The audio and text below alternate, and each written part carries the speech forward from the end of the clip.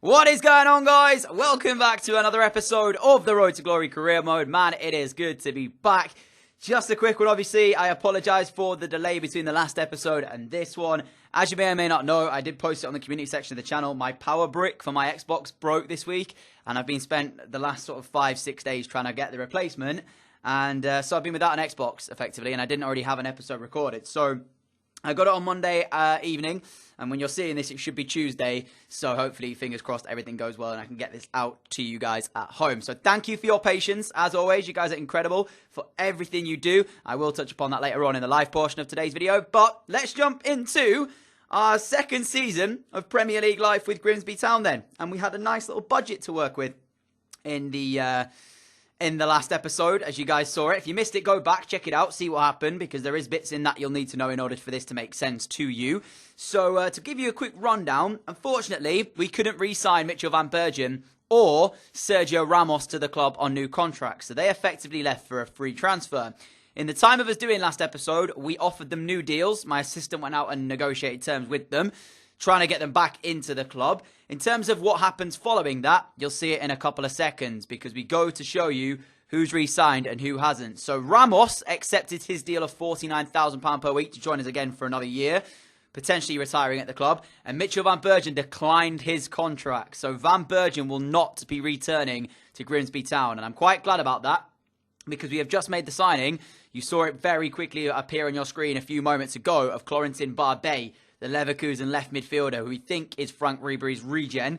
5-star weak foot, very fast, but the most important bit for me, he's got a 5-star weak foot and that speed combined with 6'3" tall. We had a few issues last season with our side being quite small, so I looked around trying to bring in new talent that was actually quite, tall and give us that height advantage, and that's what we found with Florentin Barbet. So he comes in, 77 rated, in order for us to make the signing for £11 million, next to nothing on the deal. Here is his stats: 92 acceleration, 89 sprint speed. Needs a little bit of work. I'm not even going to deny that. So we will be using the training system to get his attributes up. As you can see, 57 finishing definitely needs work.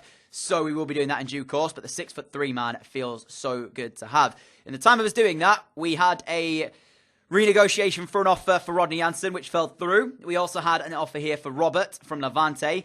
And this isn't the only time they come in for one of our players, which I actually thought they were going to accept this counter offer here. 10.5 million is next to nothing, considering he's worth 9 million anyway. And they were only going to pay us 9.1. So I went to 10 mil and I was like, that's 900k more. And they turned it down. Now, in hindsight, I probably should have accepted the £9 million, because I felt like I just don't need Robert anymore. We can get rid of him at this point, make a little quick profit from what we paid for him. But unfortunately, the deal fell through. And then I went for this guy, Michel Ferrari. We spotted him last episode. I initially didn't know how good he was because I couldn't scout him. I didn't know what to offer. I gave him 18 million. They said no, turned it down, and basically just told me I'm stupid and that was a bit disrespectful. So I went back in with a massive offer. And eventually, for the Italian 21-year-old, the surname of Ferrari, we agree a £40 million deal. Smashing Grimsby Town's record transfer. And it won't be the first time today. Let me just say that to you guys. Ferrari, we negotiated terms of £75,000 a week for the Italian to join us. And this guy's a unit. You'll see when we go into game number 1 against Everton in the Community Shield just how big this guy actually looks. And I think he's going to be really good for us in this upcoming sort of season. What I'm glad about is I feel that squad depth-wise, we really have strengthened. We've done very well in terms of that one. But I mean, look at his stats. Mental and physical, 99 ball control. Dribbling 88. Short passing 87. Long passing 88. I'm going to play him at cam. Unfortunately, his finishing's a little bit weak. And his long shots could use a little bit of work. But with a bit of training to him as a cam, he should be a beast. 3-star weak foot. 5-star skill moves. Medium-low work rates. Actually said centre mid or CDM. But I wasn't interested in playing him in those positions. So yeah, I was more thinking we'll use him as a cam and potentially move Kubo out wide, which means we've got McNeil, Ferrari, Kubo, and Barbet to sort of fit into the side at some stage. So we need to sort of consider that side of things. But following that one, I noticed Egerstein, a 77 rated striker, as a replacement for somebody who may be leaving the club. 3 million quid for a minimum fee release clause instead of Dwight Gale. It looks like Gale, he's transfer listed at the moment, and it looks like Levante in a few moments will come in for him. There is that offer, and it looks like he's leaving the club. So Eggestein in for 3 mil, and we sell Gale for 4.9. I feel we've done really good business there. You know, we spent £2 million effectively less and got a higher rated striker in his place. So Dwight Gale will be leaving to Levante. In his place, we bring in Eggestein as that replacement. So now we have Weyer, we have Janssen, and we have Eggestein to pick from as the main man to lead us up front. So we'll see who gets the nod once we go into it. But for the first game against Everton, it was Tim Weyer who did get the nod for this Community Shield game. The side itself, there was new... I won't call it debuts for Ramos because he's been here before and he's not played for another team since then. But I guess if you want to say the second time around, if you will. But there was a debut for Ferrari. Wearing number 27, cost us £40 million, smashing our transfer record. Just how good is he going to perform? Well, we will find out in a few moments as Everton's side look pretty strong. That is our team. Sukasev captain in the side as well. Big Chris at right back. I called him a future captain last season. He captains the team right here for this one against Everton. And actually, it took us about 20 or so minutes to get into the game. Now, remember as well, with me not having the Xbox, I've not played any FIFA sort of the past week or so, and this is the first game back. It takes me a little bit of time to kind of get into the swing of things again. But Shane McNeil, after we fell away to get the first chance for Everton, put a good cross in. And out of everyone on the pitch, Shane Peterson was the guy who went closest for us in the first half. Quite surprising to see that aspect. But then we sent through Kubo, the man that was so good for us last season, picked up so many goals. You're thinking he's going to burst the net with this one. And at first I went, good save Pickford, right? Then I saw this and realised that Pickford never even touched the ball. It was just Kubo massively dragged the shot wide on his stronger foot. So not what we've come to expect from Takefusa Kubo. But then Pickford from the goal kick, sends it up. We win the header with Marcelo. Flick it back with Weyer to Ferrari. Ferrari back to Weyer. Weyer then on the end of this one. An assist for our new £40 million cam. And a goal for our number 9 as it has to be done. I mean, I know a lot of people might look at that signing for £40 million and go, oof, that's a lot of money for a side like Grimsby, especially when you consider it's like half of our budget. But at the same time, I looked at Ferrari and I very quickly realised that actually he is an exciting prospect. So although we spent £40 million on him, worst case scenario, if he doesn't perform for us, we'll fetch back pretty much a similar amount. I mean, this chance here he should be burying. And this is one of the worries I had from this first game. Every other aspect of his game, good. He did everything I wanted. But this part, right here, got a lot of time to take that shot on. And this is why we need to work on the finishing aspect as a cam. Because he's going to get into these positions as he does again not too long later. Weyer's shot saved by Pickford with 14 minutes to go. And at this stage, Everton really couldn't stop us from going forward. I felt we were creating chances pretty well here. Florentine Babé came off the bench as well to make his kind of debut for the club. We sent through Ferrari, and this is another chance where, again, he's got to be getting on target. A stronger right-footed shot. It should be testing Pickford. It might not go in, but he shouldn't be putting it that much wide of the post. So that is where the work is going to have to come in with Michel Ferrari. But for the most part, we ended up with the 1-0 victory in the Community Shield. Tim Weyer's strike, Ferrari's assist, enough. The game was pretty close between the two sides, Everton having the header early doors. And it was just one of those battles where both midfielders were winning the ball back quite well. But we were able to kind of make chances quickly. And I think that's where our strength is. When we get the ball, we usually don't take a lot of time on it to try and create an opportunity. We're usually very quick with how fast we move the ball around and get the chances. As Chris Sukasev lifts his first trophy as captain at the club. I'm sure it won't be the last time he does that. And of course, because Ramos is back, he was captain in us last season, but I'm actually going to give Sukasev the captaincy for this year. Do you think I'm making the right decision? Who would you give it to? Peterson, Sukasev, these type of guys? In fact, there's a poll coming up later on in this video to let you decide how well we did in the transfer window. But I'm going to put another one out. Who should be our upcoming captain this season? Shane Peterson or Chris Sukasev? Vote at the top right-hand side of this poll. That's for you guys to decide. Smashed our record once this video. We're going to smash it again here as we try and make the signing of Kieran Tierney from Spurs.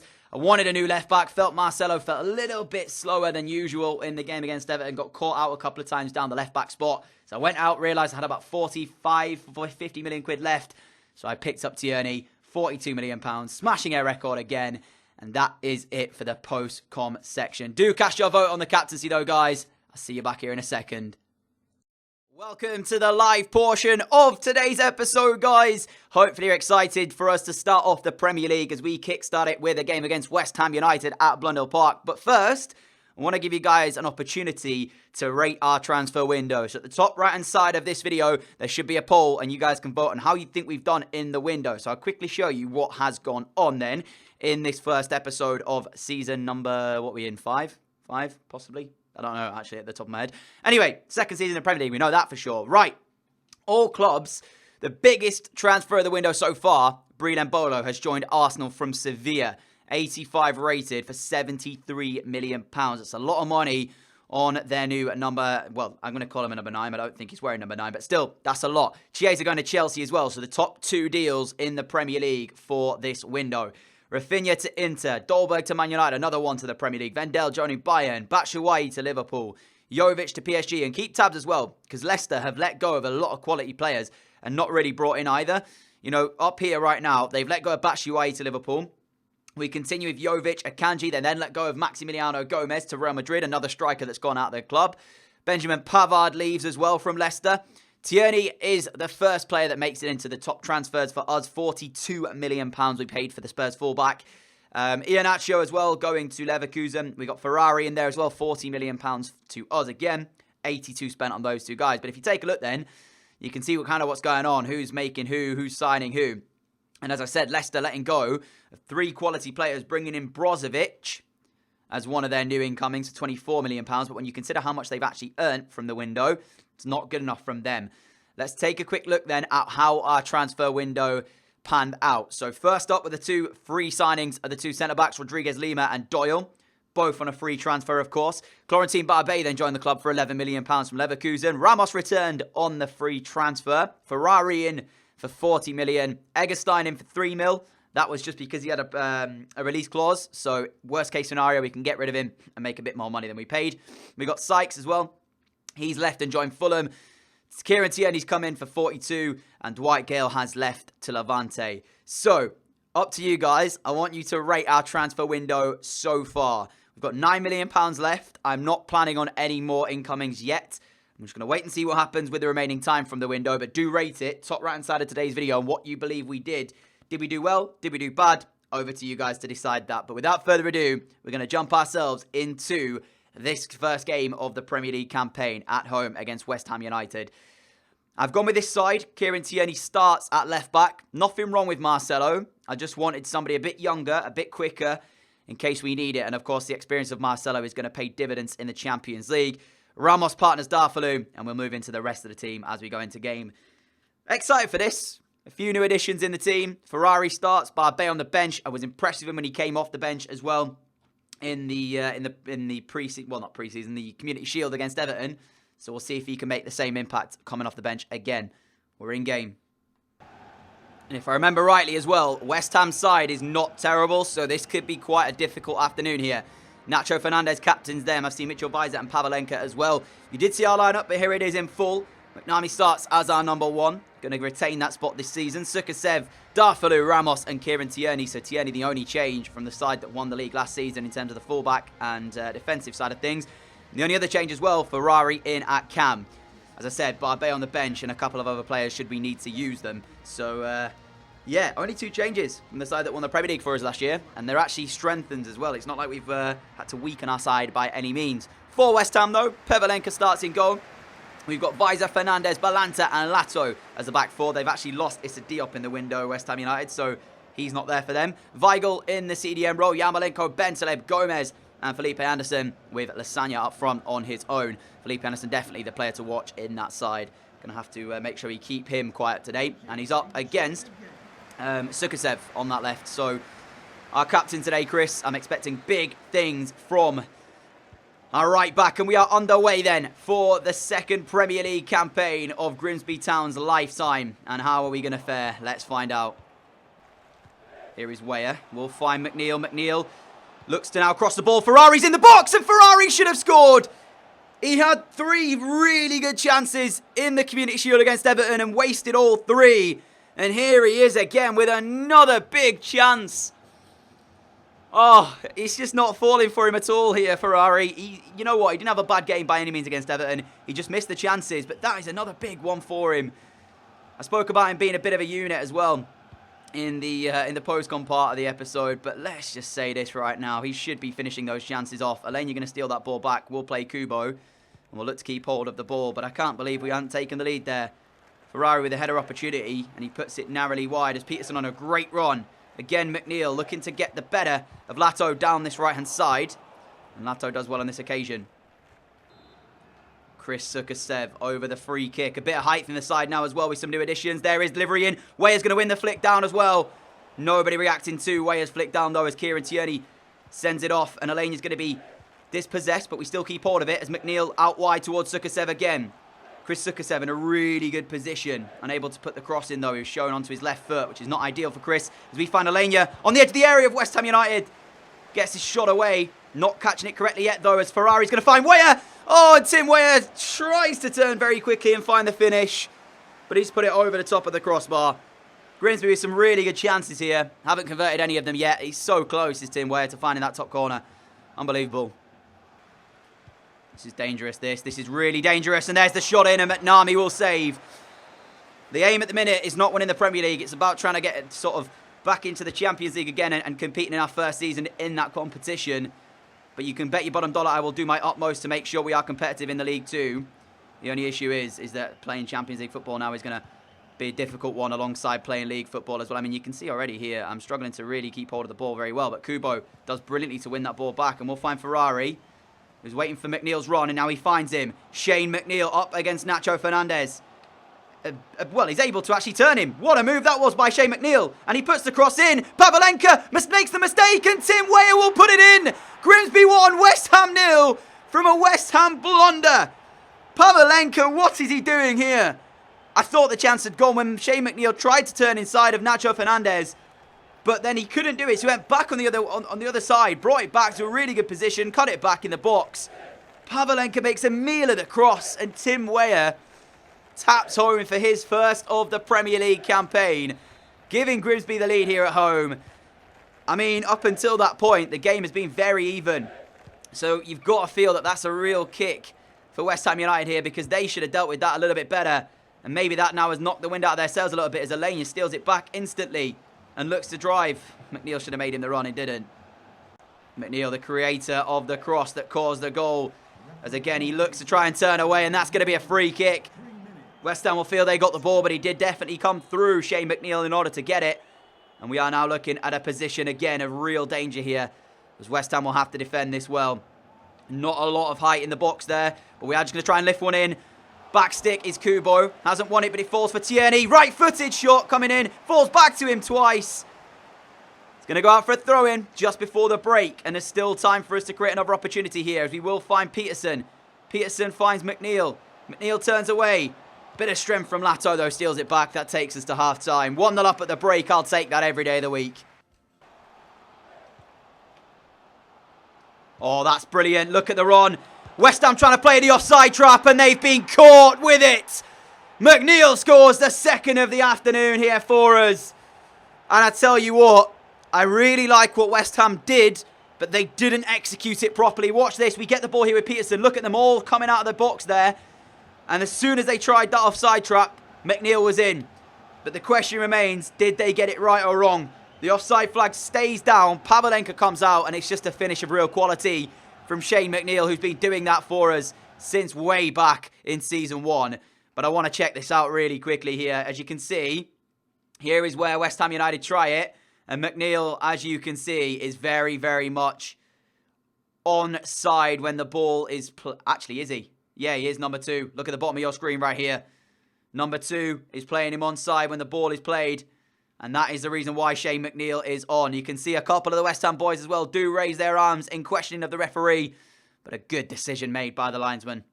Get the angle for it. And at the minute, with 19 minutes away from registering our first win of the season in the Premier League, which at the beginning of the game I'd have taken 100%. And I tell you what, that first half, it was actually very, very open. West Ham were able to create opportunities and did have a couple of moments worth of real quality. But since then, it's been all about us as West Ham will hit the post. Another moment of quality from them. That's what it is capable of. They can turn anything from defense into attack very quickly, and we need to remain concentrated here. Because whatever it is 2-0, I'm confident, but it's still very much not over. That is a wake-up call as we win the ball back with Weah. Barbe's got a lot of pace as well. I'm going to try and set him down the left. But Visor keeps hold with him as well. A little bit of step-overs from Barbe as he dinks the ball in as well to McNeil. It should have been 3. Shane. Oh, that is another good opportunity. Created by the wonderful work from Barbe on the left-hand side. And he should have scored, McNeil. He should have had a second. I mean, there is no doubt in either who is the main men in terms of goals for this side. Last season, Kubo chipped in with a lot. McNeil definitely is the main man, though. I'm pretty sure he's always been double figures for us since we've started this series. And he started off with a goal in game number 1 again here today. I mean, it's important you have players like this who can put the ball in the back of the net when you need to. Especially considering, you know, West Ham United have given as good as they've had here today. And the problem for them is they haven't had that player to put the ball in the back of the net as they try and craft another chance. The only player who really could do it for me would be Anderson. And I tell you what, Chris Sukasev has done bits today defensively against him. He's not allowed him any time at all as Kubo turns away from that attempted tackle. It's just watching Sukasev when he's in this type of form, nobody beats him. McNeil, lovely skill. Weah now headers off the woodwork. It bounces out and Kubo should have put it in. Remains 2-0, but that's going to be the end of the game here. And like I said, unbelievable performance today from Chris Sukasev. Unbelievable performance as well from a few other boys out there. Ultimately, the win is going to be ours, as they actually might get a chance late on here. There is the ball. McNamee comes out, and McNamee does brilliantly, actually, to keep it out and keep the clean sheet. Grimsby win game number 1 of the season, and it is a very good performance on the way to it as well. West Ham had their moments, though. Don't discredit them. They were in the game.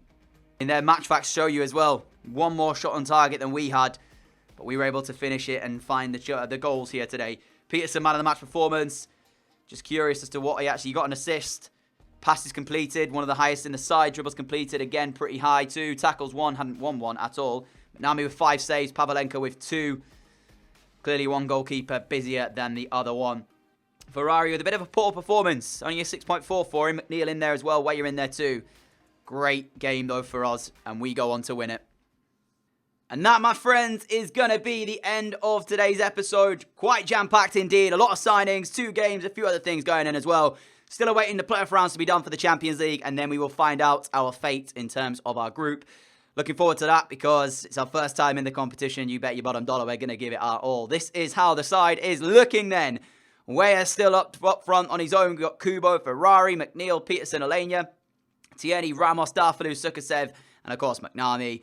The bench is looking strong as well. The only other addition we could probably make would be another backup goalkeeper, but I feel Watson, we didn't even have to rest McNamee at all last year, so I don't think we'll need a goalkeeper. Janssen, Barbe, Guendouzi, Cox, Marcelo, Doyle, Egerstein here, Robert, who I've been trying to get rid of, Cal Bartley as well. We've still got Ethan Shaw to return to the club on top of that. Tyman's probably not needed now, so I could maybe get rid of him. Rodriguez Lima, I might be letting him go on loan. We'll see. And Max Jackson as well. Hasn't really been in the side for some time now, so that's the side, and that's how it's looking. I'm very happy with it. Hopefully you guys are as well. And I want to thank you all as well, not only for watching today's episode, but for your patience over the course of the last 5-6 days. As you may or may not know, I mentioned at the beginning of the video, I'll mention it again here now. I did have an issue with my Xbox. My power pack for it had broken, so I couldn't actually use my Xbox at all for the past sort of 6 days. So from the last time that you actually saw the last video on the channel, and in fact, from the last time you saw an episode of this series, it's been quite a while. So I want to thank you for your patience, as always, guys. You guys are normally incredible. And you know what? In the time we haven't actually made a video, we've not had bad views either. So that is credit to you guys. So I really appreciate everything that you do for me, the channel, everything in that sort of thing. So today, we're going to have this video at 4 PM. Hopefully another video out at 6. And we'll be back to double uploads as usual every day, should anything else happen. But I've ordered a new one. It's here. It's arrived. It's going well so far. Fingers crossed. I don't have any other issues with it. And yeah, we should be good to go. So thank you for watching today's episode. If you have enjoyed it, a like would be greatly appreciated. Make sure you vote on how you think our transfer window went at the top right-hand side of today's video. And until later on tonight, guys, enjoy the rest of your day. And I'll see you all again soon. Adios.